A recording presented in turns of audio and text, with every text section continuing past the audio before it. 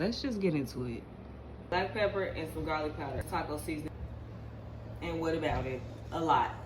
Mix that up real good. That's how it's looking. We're gonna take it to the pot and sear it up. It's olive oil. Add the chicken. Remove it. Onions in. Bell pepper in. This taco mix. Chicken back in. The crushed tomatoes. Garlic. Mix that in.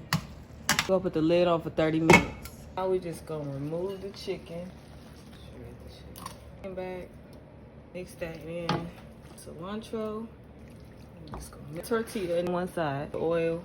Cheese.